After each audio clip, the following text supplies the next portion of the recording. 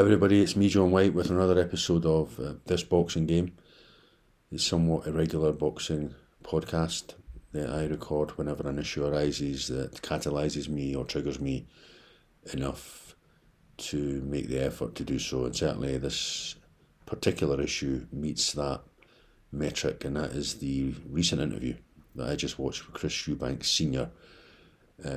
And Rob Moore, a podcaster whose channel goes by the name The Disruptive Entrepreneur. It's a very disturbing interview. It's hard to watch. I've always admired Chris Eubank Sr. even when he was fighting in the 80s and 90s, when he was reviled because of his manner, his character. He flew in the face of convention. He was flamboyant. He was super confident, super cocksure of himself. The way he entered the ring, his stance, the pose. He was cut from a different cloth. Nigel Benn was the people's champion at the time, the people's contender, because he was more relatable. But I thought Chris Eubank Sr. was quality. I thought the way he presented himself was an act of genius. Certainly sold tickets, but he was also the real deal in the ring. He wasn't just hype. Some tremendous battles he fought, classics of the sport. The double header with Ben, of course, the tragic fight with Michael Watson, the Calzaghe fight, one of his last, and his two fights with Carl Thompson when he went up to light heavy and he took a drubbing, but he fought to the end, and in the end he earned the much deserved praise and respect of the British boxing public at last. Since he retired, he's been a regular presence on the screen. He was involved hands-on on his son's, Chris Eubank Jr.'s career, and through its early stages. There's clearly been a rupture in a relationship, which he went into in his interview. He says he didn't think his son will ever be a world champion, that he doesn't listen. We know that he was a stern opponent, a vocal opponent of this horrible catchweight fight that was about to be undertaken between his son and Conor Benn, which was cancelled. Obviously, we know why, the failed drug test, and I'm going to come on to matters arising from that in a minute. Chris Eubank Sr. Deserves a special place in the affections of the British boxing public. No other fighter made quite the mark he did. He was, when he was fighting and in his pomp, he was a regular fixture, not just on the back pages of the newspapers, but also the front pages. The way he squandered his money, which he alluded to, he said in this interview that he has accumulated £100,000 in parking tickets over the years, parking his truck right outside the Dorchester and outside restaurants and so on, and he says he didn't care at the time. He's alluded to the fact that he's financially not doing so well, which is no surprise given his propensity for spending money the way he did. He was more interested in image than he was in sound financial management. I kind of admire that spirit myself. He was a man who lived for today, and he was always aware of his public persona and always wanted to live up to that persona. He mentions in this interview, which, as I say, he's not right. He looks like he was on something. He was psychologically, emotionally, spiritually broken in the interview. He was incredibly intense and aggressive at times. He wasn't incoherent, but he certainly wasn't himself. And indeed, Rob Moore has trailed this interview as a bizarre interview with Chris Eubank Sr. And I think there is a case to be made that someone like Rob Moore, out of a duty of care of his subject in this particular interview, should have not put that interview out. Obviously, he's decided to put it out because he knows it will attract views. But that's just the world we live in, with podcasters and YouTubers, etc. There seems to be no limit to what they're willing to put out in order to garner views and with them revenue from advertising. But I found it very sad to see Chris Eubank Sr. Looking this way, sounding this way. I hope that people don't ridicule him. I'm thinking here in particular of Eddie Hearn, who, when Chris Eubank Sr. was involved in negotiations for the Golovkin fight a few years back between him and his son, which fell through. You may recall that in interviews, particularly with Kugan Cassius, that Eddie Hearn was mocking Chris Eubank Sr., who was imitating his voice, his lisp. Who the fuck is he to criticise Chris? I mean, who the fuck is this guy? The son of a multi-millionaire who's obviously continued the business. But what's he done? To me, promoters are pawn life compared to fighters like Chris Eubank Sr. And they should be on their fucking knees. There's something wrong with a sport in which the cunts are at the top and the warriors are at the bottom. And this is what we have in boxing. And that's part of boxing's problem today. That's why it's in such a fucking mess. It's in the mire. Scandal after scandal. The lack of integrity, the lack of probity, accountability, transparency, the lack of governance, all has come to light in the midst of the Conor Benn scandal, which has taken on new life with the news that the WBC has suspended his ranking. He was ranked number 5 until everything's cleared up with regards to the failed VADA drugs test. I'm convinced that Conor Benn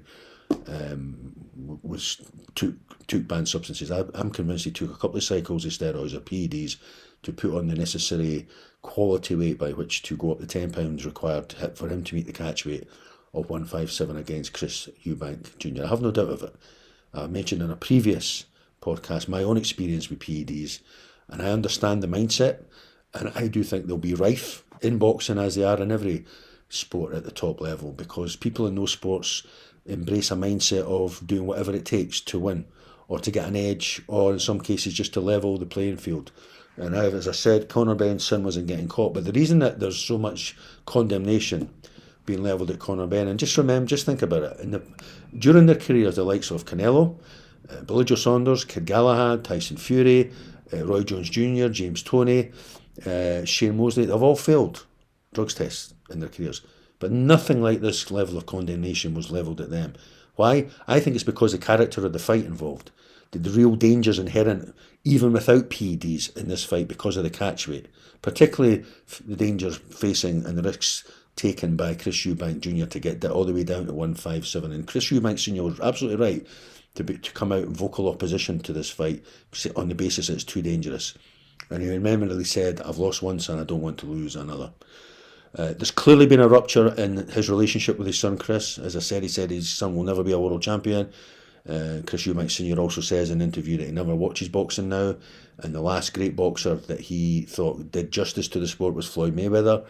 He talked about the majesty of the art of Floyd Mayweather. And, Chris Eubank Sr., for what anybody says about him, he was a deep thinker. He's not the norm. He flies in the face of convention when it comes to this sport. He's a man who prides himself on being articulate, being well-spoken, dressing well, and I, for one, admire him for all that. So it's very sad to see this interview, and it's very interesting to see the developments regarding Conor Benn. I think Conor Benn should come clean, no pun intended, and admit that he did. Show some contrition, take his ban, take his punishment, take his licks, and then see if he can resurrect his career. Because his argument in his defence of contamination regarding the ingestion of chicken eggs, that falls at the first hurdle, because the British food industry banned clomiphene from eggs years and years ago. It's illegal in this country. So unless he's saying that he imported eggs to eat, I don't know. I just think he's needlessly making it worse by prevarication, by the delays, by the attempt to claim innocence. I think he would be better served to come clean, take his ban, do the hearing, and go through the process. I think people may forgive him and that eventually, and he can prenade the fact that it's rife. It's rife. We need to have an honest discussion about drugs in sport. Boxing's the only sport where theoretically it should be a lifetime ban because of the nature of the sport. But they'll never introduce lifetime bans because there's too much money involved in making pay-per-view stars for too many people. So that will never happen.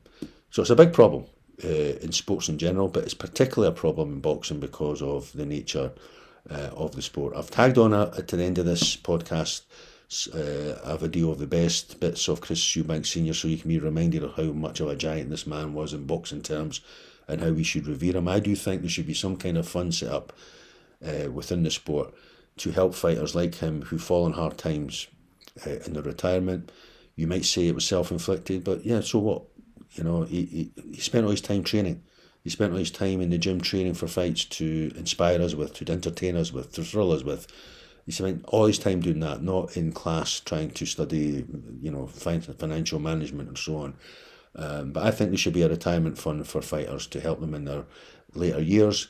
I think that would help to establish some kind of community feeling in the sport. I think the sport has lost its way, ethically and morally.